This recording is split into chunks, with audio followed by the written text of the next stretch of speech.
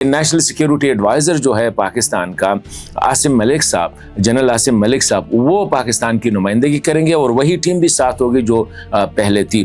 تو اب عاصم ملک صاحب نہ صرف نیشنل سیکیورٹی ایڈوائزر کی پوزیشن اس کے پاس ہے، بلکہ وہ پاکستان کی جو پریمیئر انٹیلیجنس ایجنسی ہے ISI اس کے بھی ہیڈ ہے.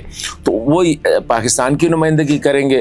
اور دوسری سائڈ سے عبدالحق وثیق صاحب جو GDI کے ہیڈ ہے، مطلب ہے کہ سرپرست ہے یا اس کے لیڈر ہے، اس کو لیڈ کر رہے ہیں GDI کو، تو وہ کریں گے. تو اس دفعہ میرے خیال میں امید کی جا سکتی ہے، کیونکہ یہ پاکستانی سائڈ سے اگر نیشنل سیکیورٹی ایڈوائزر جا رہا ہے تو اس کا مطلب یہ ہے کہ وہ فیصلہ کر سکتا ہے.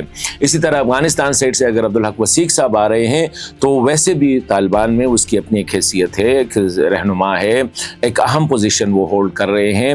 وہ قندھار اور کابل اور مطلب کہ تینوں جو ہے حقانیوں تینوں میں قابل قبول شخصیت سمجھے جاتے ہیں.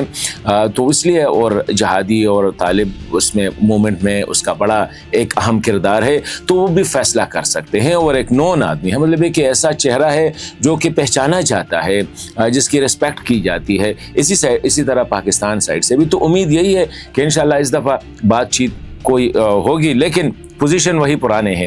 افغانستان سائڈ سے یہی کہا جائے گا کہ TTP افغانستان میں نہیں ہے.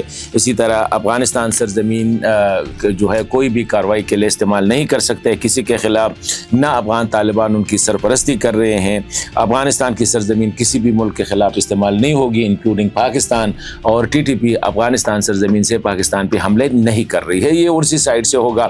پھر مزید یہی شاید الزامات لگائے جائیں گے کہ داعش کے اڈے پاکستان میں ہیں،